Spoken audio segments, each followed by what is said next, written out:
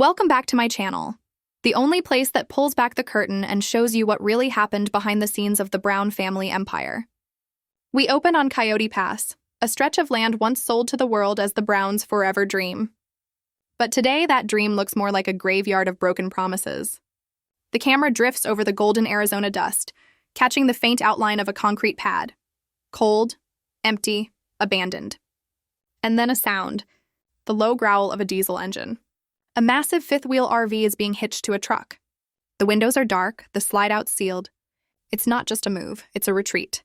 From somewhere in the distance, a familiar voice cuts through. Kody Brown, confident, smug, detached. "She left it," he says. "It's ours now. You make an improvement on the landowner gets to keep it. That's just the way it works."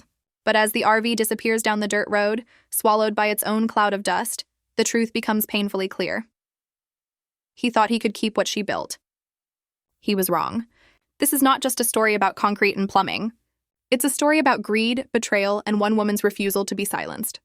If you believe Janelle Brown deserves every ounce of peace, freedom, and justice after everything she's endured, smash that like button right now, because what we're about to uncover will leave you speechless. Let's rewind. To the beginning. To the moment everything started to crumble. The Browns' move to Flagstaff wasn't about unity or faith. It was, as multiple insiders reveal, a decision driven by Robyn, a desperate mother wanting to be closer to her son Dayton at college. And with that one move, the fuse was lit. They arrived in Arizona with a dream, Coyote Pass, acres of untouched beauty that Kody promised would one day hold 4 homes, side by side, under one big sky. He sold it like a preacher selling salvation, arms outstretched, voice booming, promising each wife her own kingdom. He promised autonomy. He promised equity. But Kody's promises have a shorter shelf life than milk left out in the Arizona sun. The land sat idle. The weeds grew tall. And resentment grew even taller. While the Browns burned through their savings on rent and mortgages, Coyote Pass rotted in silence. Kody, paralyzed by indecision, or worse, by his total financial dependence on Robyn, watched it all collapse. Every plan questioned, every dream delayed, every dollar controlled. And then, in the middle of that chaos, one woman stood up. Janelle Brown, the pragmatist, the builder, the survivor. When her rental home was suddenly sold out from under her and the Flagstaff housing market became a nightmare, she made a choice no one saw coming. She looked at that barren land and saw not failure, but freedom. So she did what Kody never had the courage to do. She built something real. She bought a fifth-wheel RV. She parked it on Coyote Pass. And for the first time in years, she took control of her own destiny. To outsiders, it looked desperate, a woman living in a trailer. But insiders knew better. This wasn't surrender. It was rebellion. Janelle was the only one who ever truly broke ground on the dream Kody sold. But building a life on raw land isn't cheap, and Janelle did it all herself. First, the pad. $12,000 for excavation, grading, and concrete. Then, the septic system, engineered, permitted, and installed, $8,000. Next, power, running electricity from the main road, trenching, conduit, hookups, $15,000 more. In total, over $35,000, and here's the kicker. Every single penny came from Janelle's own pocket. No family fund, no help from Kody, no contribution from Robyn, just Janelle. Her savings, her sweat, her faith in a dream she believed was still worth building. And yet, Kody thought he could claim it, that he could profit from her pain, that the land and the foundation she built with her own 2 hands belonged to him. He couldn't have been more wrong. Because as we'll soon reveal, that concrete pad isn't just a piece of land. It's the smoking gun in the legal and emotional war that finally exposed the biggest lie at the heart of the Brown family's final years. Stay with us, because what comes next will change everything you thought you knew about Coyote Pass, Kody Brown, and the woman who refused to be erased. Where we don't just tell the story, we expose the truth behind it. This wasn't just $35,000 in concrete and conduit. This was Janelle Brown's investment in her future. Her dream, her home. Her proof that the promises Kody once made weren't all empty air. And at first, Kody was her biggest cheerleader. He praised her drive. He called her smart, brave, unstoppable. We're told that Janelle still has the receipts. An entire archive of text messages where Kody practically worshipped her determination. This is awesome, Janelle. You're finally making it happen. Go for it. Make it amazing. That's your forever spot. You're paving the way for all of us. Those are Kody's own words, glowing, supportive, encouraging. But as one legal analyst told us, those very words may come back to haunt him in court. Because while Kody appeared thrilled on the surface, insiders say that thrill was never about Janelle's happiness. It was about his gain. Kody, ever the opportunist, saw what Janelle was doing and realized he had found the perfect loophole. She was pouring her life savings into improving land he co-owned. Every dollar she spent made his property more valuable, and he didn't have to lift a finger. He got the credit, the progress, and the praise, while Janelle took on all the risk. Permits, contractors, septic engineering, all of it. He watched from the comfort of Robyn's spacious house, never offering a dime, never once suggesting the family reimburse her. Because in Kody's mind, her effort wasn't partnership, it was convenience. Her devotion was his profit. And hidden beneath all that encouragement was a trap, the legal poison pill buried deep in the fine print of Coyote Pass. When the land was purchased, each wife was assigned her own parcel. Christine had one, Meri had one, Janelle had one.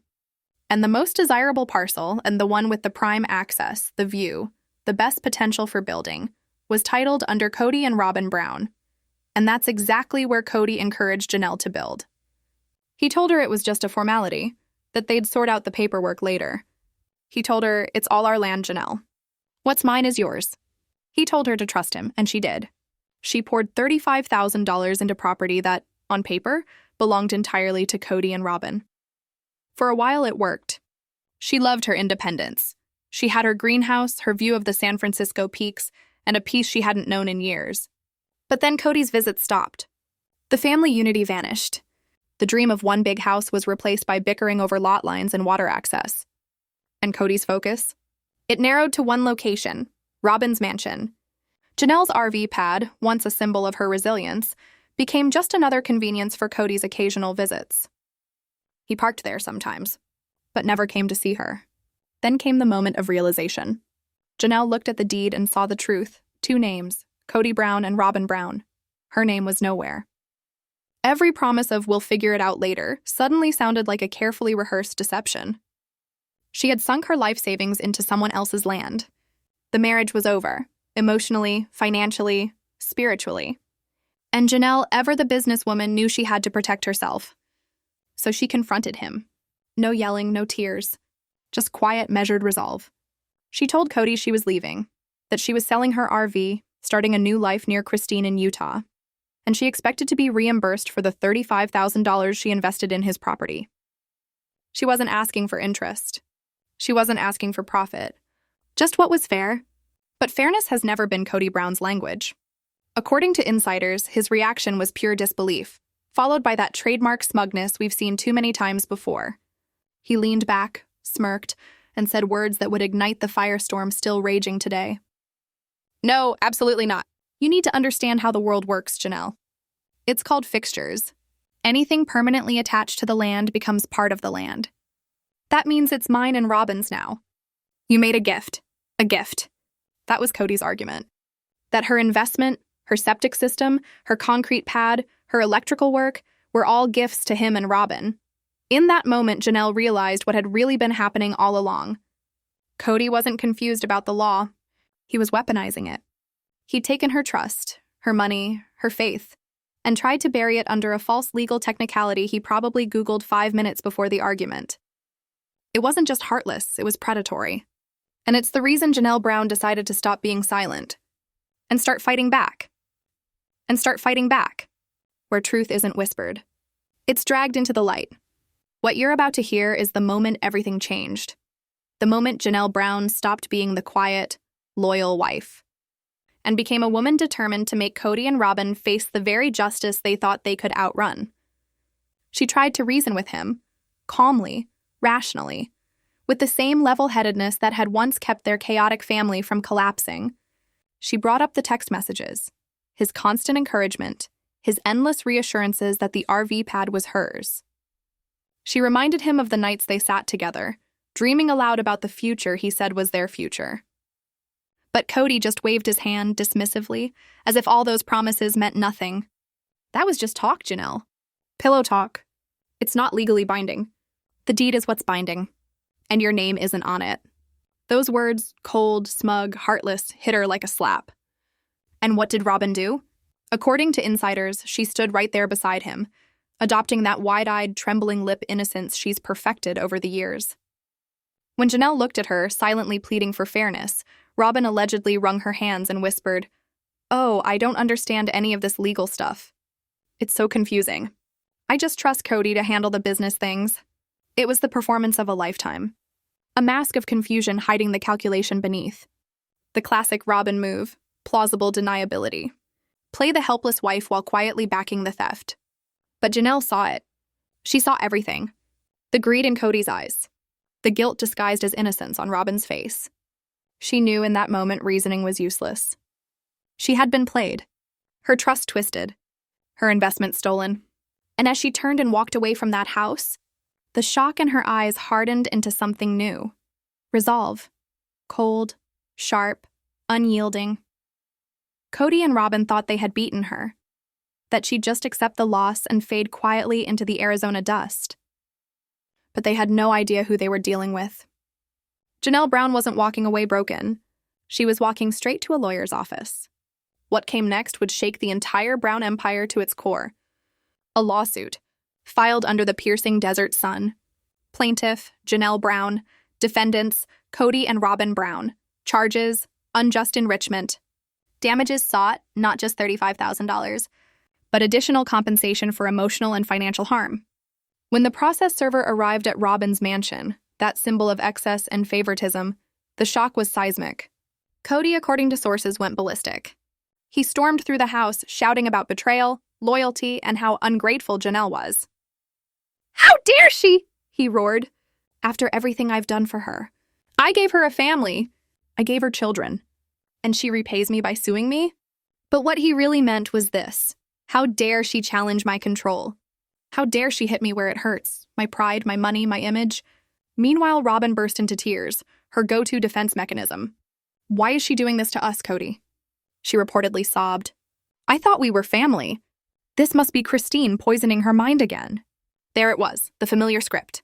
In Robyn's world, no one ever leaves because of Kody's abuse or manipulation. There's always a villain, and it's always Christine. But this time the story was different.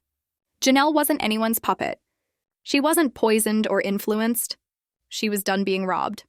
Kody, ever arrogant, quickly found a local attorney who allegedly told him what he wanted to hear, that he had a strong case, that the law was on his side. He clung to one concept, fixtures, that anything permanently attached to land becomes part of the property. But what he didn't understand, and what his lawyer failed to warn him, is that fixtures law wasn't meant to be a weapon for a husband to defraud his wife. It's a landlord-tenant rule, not a loophole for emotional thieves. Still, Kody swaggered into court convinced he'd humiliate Janelle. He imagined cameras flashing, headlines praising his victory, but while he was playing checkers, Janelle's lawyer was playing chess. Described by one insider as a shark in a sensible pantsuit, her attorney built the case not on fixtures, but on unjust enrichment, the legal principle that no one should profit from another person's labor or investment through deceit. And she had ammunition. Those texts. Those damning, self-incriminating messages Kody never deleted. During discovery, when the lawyers exchanged evidence, Kody was forced to turn them over. Text after text showed a pattern of deceit. Him urging her to build, reassuring her it was her land, promising to figure the deed out later. But one message sealed his fate. The smoking gun. Janelle, are you sure about me spending this much money on your and Robyn's lot? Kody, it's not my lot. It's your lot. Build your nest. It'll be amazing. That single text shattered his entire defense. It proved intent, understanding, and mutual agreement. It turned his smug grin into pure panic. When he was confronted with it during his sworn deposition, witnesses say Kody's composure cracked. He grew defensive, stuttering, trying to twist his words. He insisted he was just being supportive, not literal. But Janelle's lawyer didn't flinch. Coolly, she asked, "Mr. Brown, when you said it's not my lot, it's your lot, what exactly did you mean? If not that you considered it hers?" Silence. Kody sputtered, contradicted himself, his arrogance unraveling. Meanwhile, Robyn's deposition was, as one insider put it, a masterclass in weaponized incompetence. She claimed she couldn't recall details, didn't understand finances, and cried through half the questioning. But the lawyer wasn't fooled. She established one fact clearly. Robyn was a co-owner. She knew Janelle was investing money. She benefited from it. And she did nothing to stop or reimburse her. Ignorance, the lawyer reminded her, is not a defense. Then came the moment that changed everything. An unexpected star witness. Kody Brown. Calm, composed, fearless. Kody testified under oath that for years, the Brown family operated on verbal agreements and trust. That promises made by Kody were treated as binding, sacred even. That every wife believed his word was law. And now that very pattern, that history of manipulation disguised as leadership, was about to be used against him in court. And then the explosion came. Kody slammed the door so hard the sound ricocheted through the empty house like a gunshot. A picture frame on the entryway table toppled over, their last remaining happy family photo from the TLC years. The glass cracked clean down the middle, slicing his reflection in half. $70,000! He roared, pacing like a caged animal. $70,000 for what? For a few pipes in the ground and a slab of concrete? Robyn flinched but said nothing. Her hands trembled as she set her purse on the counter. Kody, please, don't please me right now. He snapped, whirling on her. You said the judge would see through it. You said she'd understand that this was family business.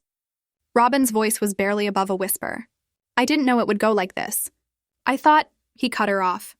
You thought wrong. You always think wrong when it matters. She gasped, tears welling. That's not fair.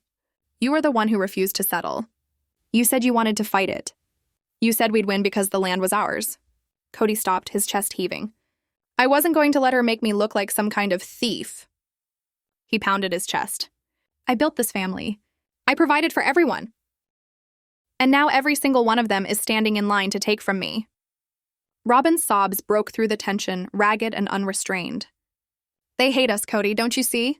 Kody, Meri, Janelle, they all want you punished. And now they're getting it. Piece by piece. Kody turned away, running a hand through his hair, his voice dropping into something colder. They're jealous. That's all this ever was, jealousy. Because I finally found peace with you. Robyn shook her head. Peace?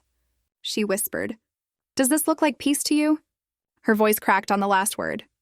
We're buried in debt, the kids won't talk to us, and now we've got to lean on the land. This? She gestured wildly at the mansion, the empty hallways echoing their own bitterness. This isn't peace, Kody. It's a graveyard. For a moment, the air was still. Then Kody laughed, a hollow, bitter sound that didn't reach his eyes. You know what? Maybe I'm the only one still fighting. The rest of you gave up. Janelle walks out, Kody cashes her TLC checks, and I'm the villain for trying to protect what's mine. Robyn's tears spilled over. What's yours? She cried. You mean ours? Because from where I'm standing, everything that used to be ours is slipping away. He turned sharply, eyes blazing. Don't start with me, Robyn. I've got everyone coming for my throat, and I don't need you adding to it. Her voice trembled, but she met his glare head-on. Then who do you need, Kody? Because it sure isn't me anymore. The words hit him like a slap. For a moment, all his bluster fell away. He stared at her, the tears, the trembling lip, the exhaustion carved into her face. The silence that followed was thick, suffocating. He finally muttered, We'll appeal. We'll find another way.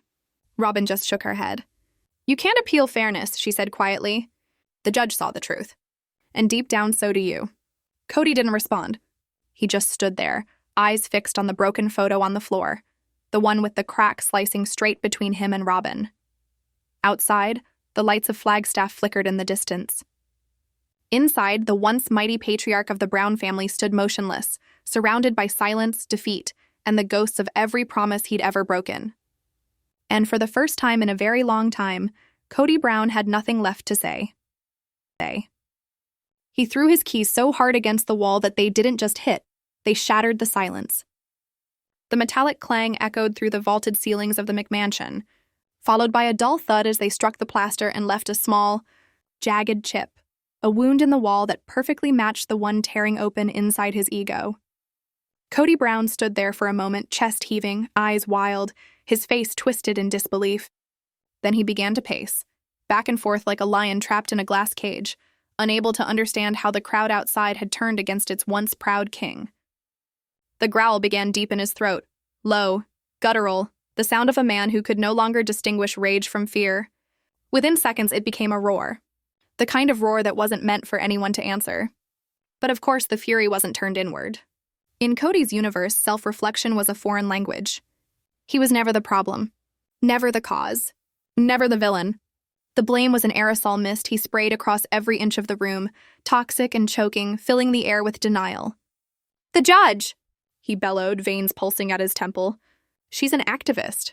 She doesn't understand family. She doesn't understand our structure. She's just another liberal feminist who wanted to make an example of me.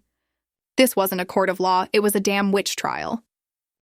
He stomped around the great room, his boots striking the marble floor with each self-righteous word. In his mind, this was a conspiracy, a political hit job. The system was corrupt. The world was biased. The entire universe was out to humiliate him. And then the poison shifted targets. "Janelle!" He spat the name like venom. She sat there, in that courtroom, with that smug look on her face. She knew what she was doing. 25 years I gave her. 25 years. I gave her 6 children, a roof over her head, a name, a life. And this is the thanks I get? Dragged into court like a criminal? He conveniently forgot the decades Janelle spent as the family's backbone, the one working, budgeting, and sacrificing while he chased cameras and fantasies of patriarchal grandeur. In Kody's rewritten history, he was the provider, the magnanimous king, and Janelle was the ungrateful servant who dared to demand fairness. But even that rage wasn't enough to fill the void. So his fury found its oldest, most familiar target. "Christine," he growled, his voice trembling now with something darker. "This is her doing. Janelle never would have had the guts to go through with this on her own. Christine's been whispering in her ear, poisoning her, turning her against me. This is her revenge. She's been plotting this ever since I didn't love her the way she wanted. She's the puppet master, pulling all the strings." Across the room, Robyn finally lifted her tear-streaked face from her tissue-strewn lap. Her voice, small and tremulous, found the easiest route: agreement. "You're right, Kody," she whimpered. "It's Christine. Janelle changed after she started spending time with her. Christine's bitter. She just wants everyone miserable like she is. Why is she doing this to our family? Why to my kids?" And there it was, the language of ownership. Our family, my kids. The $70,000 judgment wasn't about fairness to her. It was a personal attack, a theft from the mouths of Solomon and Ariella. In her mind, Janelle's fight for justice wasn't restitution. It was cruelty. It was betrayal. For hours, they spiraled, alternating between sobbing self-pity and volcanic anger. They were a duet of delusion, feeding off each other's denial. In their eyes, they were the victims. The world was unfair. The courts were corrupt. Their enemies were everywhere. But beneath the noise and theatrics lay a quieter, colder truth. They were broke. House rich, cash poor. $1 million property, mountain of debt. Mortgage payments hanging over them like a guillotine. Every dollar from TLC already pre-assigned to cover the essentials. The taxes, the mansion, the cars, the private school tuition, the appearances of success. And then there were the whispers, the ones financial insiders could confirm. The mountain of credit card debt. The rumors that Robyn's shopping habits at high-end boutiques were bleeding them dry. The kind of purchases that made Kody's dream of being the provider patriarch nothing more than an expensive illusion. There was no $70,000 sitting in a savings account. That kind of money didn't exist in their world. Desperate, Kody latched onto the one fantasy that had always given him comfort: control through defiance. "I'll appeal," he declared, "all the way to the Supreme Court if I have to." But his lawyer, calm, clinical, and utterly unsympathetic, crushed that dream. "Kody," the man said flatly, "you have no grounds for appeal. None. The ruling was airtight. The evidence was overwhelming. If you appeal, you'll only throw another $20,000 down the drain and end up exactly where you started. It's over. You lost. Now you have to pay." The words hit like a sledgehammer. And so began the next phase of Kody's downfall, the desperation phase. He couldn't sell the land. The lien made sure of that. He couldn't refinance the house. They were already drowning in debt. Every avenue was blocked. Every escape hatch welded shut. Until he thought of her, Meri, his first wife. The one he had humiliated, sidelined, and emotionally abandoned. The one who had waited years for crumbs of affection and finally stopped waiting. He picked up his phone. His face was tight, his voice cold. He wasn't calling to ask, he was calling to command. According to an insider, the call was nothing short of catastrophic. Kody launched into his usual tirade, the betrayal, the injustice, the attack on the family. He framed it as everyone's problem. We're a family, he insisted. You need to liquidate some of your assets. Your business, you're in. This affects all of us. There was a pause, a long, piercing silence. Then came Meri's voice. Calm, controlled, terrifying in its composure. No, Kody, she said. He blinked. What? What do you mean, no? And then she dismantled him, piece by piece, word by word, with the precision of a woman who had spent years learning how to stay silent and now understood the power of her voice. Let me be clear, she said. This isn't a family problem. This is a you and Robyn problem. You told Janelle to spend her money on your land. You promised her that lot was hers. And then you tried to take it from her. I had nothing to do with it. The judgment is against you two, not me. My name isn't on it. So no, I won't be giving you a single penny. Kody sputtered, reaching for the only weapon he had left, emotional manipulation. But Meri, we're a family. We help each other. Her reply was the death knell of their spiritual marriage. A family? She said softly. When was the last time you treated me like your wife? You can't ignore me for a decade, then remember me only when you need my money. My future is mine, Kody. You made it clear I'm not part of yours. Click. The call ended. The cord was cut. The patriarch had been dethroned by silence. Inside the McMansion, the atmosphere curdled into quiet panic. The walls themselves seemed to close in. The lien on the Coyote Pass property was no longer just a legal issue. It was a chokehold. It was wrapped around Robyn's dream lot, the very piece of land Kody had promised would become her forever home. Now it was poisoned, encumbered, worthless.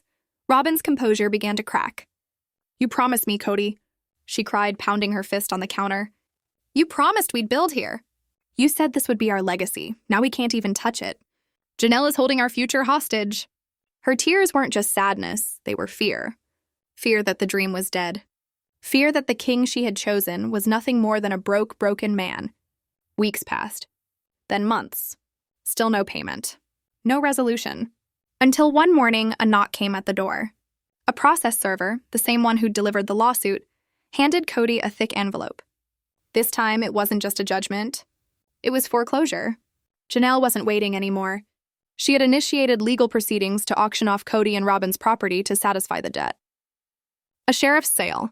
A public humiliation. The nightmare became real.